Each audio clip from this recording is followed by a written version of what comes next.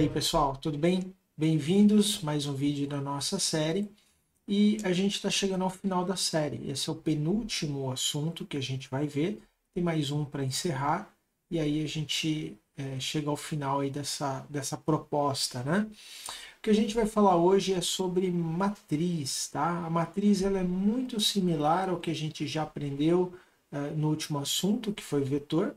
A diferença agora é que ela é bidimensional, tem duas dimensões, tá ok?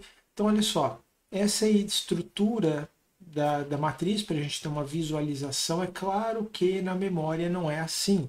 Essa é uma representação só para a gente entender visualmente o que é a proposta, mas no fundo isso aqui é sequencial na memória, porque afinal a memória é uma estrutura sequencial, tá bom? É só para a gente entender os conceitos são.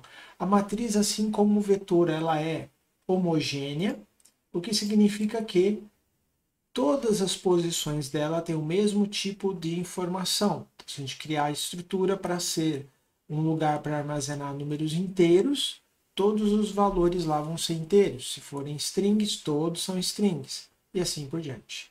Outra coisa, assim como o vetor, a gente também não pode alterar o tamanho, uma vez que ela tenha sido definida, ela não pode nem aumentar e nem diminuir. Se a gente precisar de uma estrutura com um tamanho diferente, eu preciso o quê?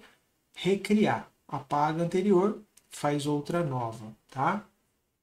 A diferença aqui em relação ao vetor é que ela é bidimensional, tem duas dimensões, são várias linhas e várias colunas. É como se nós tivéssemos, então, vários vetores um sobre o outro, só para a gente ter uma visualização, ok? Em termos de índices, valem as mesmas coisas, eu sempre vou numerar a partir de zero, ok? E eu vou ter agora, então, dois valores. Então, para eu me referir a qualquer posição dentro da matriz, eu preciso dizer qual é o número da linha e qual é o número da coluna que a gente está fazendo a operação, tá? A declaração da matriz também é muito parecida com a do vetor, muda só que eu tenho que acrescentar então uma nova dimensão. Então eu tenho ainda um tipo, eu tenho o identificador e eu tenho o tamanho, sendo que na realidade aqui são o número de linhas e o número de colunas. Então essa é a diferença em relação à declaração do vetor. Então aqui a gente tem um exemplo de uma matriz, duas dimensões. Nesse exemplo aqui está sendo usado 5 linhas e 10 colunas, tá bom? Bom, a gente precisa praticar isso aqui para ver em funcionamento, para solidificar o conhecimento. Então, vamos pegar um exercício bem simples. Eu quero fazer o seguinte. Eu quero ter uma estrutura de 9 posições, são 3 linhas por 3 colunas. Vou pegar valores que o usuário estiver digitando, vou preencher nessa matriz e depois eu vou mostrar para ver na tela os valores que estão ali dentro, tá bom? Então é bem simples, só para a gente realmente experimentar o funcionamento. Então vamos lá para o VS Code para ver como é que isso aqui vai ficar. Bom, então estamos aqui dentro do VS Code. Vamos lá criar então um scanner para fazer a leitura dos nossos dados. Vou fazer um import aqui. Igual a new, scanner, vamos ler o teclado. Pronto. E aí, vamos declarar então a nossa matriz de números inteiros. Vou chamar aqui de matriz, obviamente podia ser qualquer nome. Vamos colocar aqui ó, 2 colchetes para indicar então que realmente é uma matriz, né, número de linhas e colunas, igual a new int, new int. E vamos colocar aqui, então, de acordo com o enunciado, 3 por 3, ou seja, 3 linhas e 3 colunas. Então, nós vamos pedir para o usuário digitar cada um dos números, né? Então, vamos colocar aqui, ó, informe 9 valores. Para fazer a leitura, a gente pode optar por preencher linha por linha, ou poderia preencher coluna por coluna. Eu vou fazer linha por linha, que a princípio parece para nós mais natural, né? Preenche a primeira linha, depois a segunda linha, e depois a terceira linha. Então, nós vamos fazer um laço. Eu vou chamar a variável aqui para ficar mais claro, linha. Então, eu vou da linha 0, lembrando que o índice sempre inicia em 0, até menor que o tamanho aqui da minha matriz. Agora, o tamanho da matriz tem uma coisa curiosa, tá? Deixa eu mostrar para vocês aqui rapidinho. Ó. Se eu pedir para exibir, para a gente verificar o valor matriz.length, o que vai acontecer? Será que ele vai apresentar 9 na tela? Vamos ver. Olha só, ele apresentou 3. Esse 3 aqui, pessoal, é a quantidade de linhas que nós temos. Se eu quiser saber, vamos colocar aqui para você, ó, vamos colocar aqui o valor 4. 4 por 3. Perceba, ó, ele apresentou aqui o valor 4. Então, esta matriz length é o número de linhas que eu tenho. Se eu quiser saber o número de colunas, a gente poderia fazer o seguinte, ó, matriz índice 0, ou seja, eu estou me referindo à primeira linha da matriz e eu quero a quantidade de posições desta linha. Então, aqui eu vejo, eu tenho 4 linhas, 3 colunas. Vamos pedir para rodar aqui. E aí a gente vai ver aqui o número 3, tá bom? Então, é importante conhecer isso também. Se nós dissermos simplesmente matriz length, é o número de linhas, ou seja, isso aqui se refere à primeira dimensão. E se eu pegar uma das dimensões, eu peguei a primeira aqui, e a gente sabe que a matriz ela tem o mesmo número de linhas, ou perdão, mesmo número de colunas em cada linha. Então, tanto faz se eu pegar 0, se eu pegar 1, se eu pegar 2, vai sempre dar 3 aqui para nós, ok? Então, aqui, quando a gente diz que eu vou percorrer as linhas até o tamanho, né, a quantidade de linhas, a gente está se referindo à primeira dimensão da matriz. Para cada linha, aí então a gente vai ter que fazer um laço encadeado, certo? Então aqui eu vou fazer um outro for, e nesse caso eu vou renomear aqui para coluna. Então para cada coluna. Posso deixar, nesse caso em particular, matriz length nos dois. Por quê? Porque a matriz ela é quadrada, ela é 3 por 3. Mas se em algum momento a gente mudar aqui, eu posso ter problemas. Então, o ideal seria pegar aqui o tamanho da linha, tá? Para não ter nenhum risco de eventualmente a gente mudar e a matriz não ser mais quadrada, e aí o nosso laço vai dar erro, né? Então, para cada uma dessas linhas e colunas, nós vamos fazer a leitura do nosso dado. Então, a matriz na linha e coluna indicado vai receber o nosso scanner.nextInt, porque a gente está falando aqui de um número inteiro. Então, aqui a gente vai ter a leitura dos 9 valores que foram solicitados. Agora, o que a gente precisa fazer? A gente precisa mostrar os valores.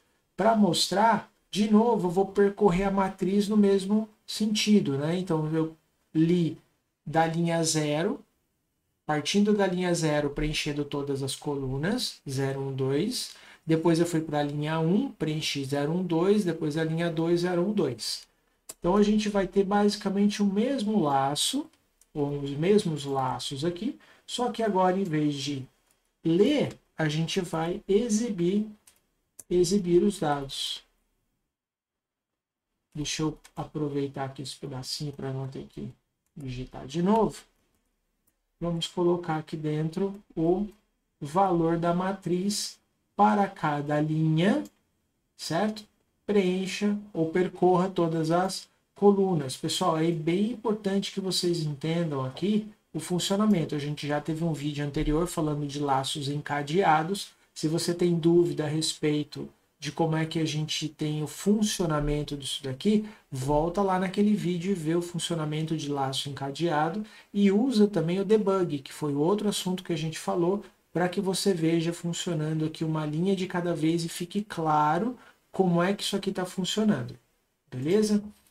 Vamos fechar aqui ó, o scanner, porque depois que a gente passou da primeira parte, nós não precisamos mais dele, certo? Está pedindo aqui os 9 valores, vamos fazer na sequência para ter certeza que ele leu tudo direitinho. Então, ó, 1, 2, 3. A gente pode usar a técnica de separação por espaço também, né? Ó, 4, 5, 6, 7, 8, 9. Pronto, ele leu ali os 9 valores e apresentou cada um deles aqui na sequência. Então, ele percorreu linha por linha e foi mostrando ali os valores. Puxa, só tem um detalhe, né? Quando a gente olha isso aqui na tela, isso não tem cara de matriz. Isso parece uma lista de números. Dá para melhorar essa exibição e apresentar como se de fato fossem números aqui? Vamos ver. O que a gente pode fazer é, no momento que a gente for mostrar os números, eu não quero pular e mostrando direto um embaixo do outro. Então, a primeira coisa, a gente pode tirar esse LN aqui do print, certo? Para que ele ponha um número do lado do outro. A questão aqui é a seguinte, eu precisaria separar um número do outro, para não ficar tudo emendado. Nesse caso em particular, todos os números têm um único dígito, mas se eu digitar no meio aqui algum número com 2 casas decimais, a matriz já vai ficar torta, né? Então, talvez a gente pudesse colocar aqui um print F para que a gente peça para que ele coloque cada número com pelo menos 2 casas decimais. Então, eu poderia fazer assim, ó, %2D, para que ele separe, né, deixe um dígito, pelo menos 2 dígitos em cada um. Se a gente quiser um pouco maior, poderia colocar aqui 3 dígitos em cada um, por exemplo. E aí vai ficando assim, ó. Poderia fazer uma tentativa aqui, ó. 1, 2, 3, 4, 5, 5, 6, 7, 8, 9.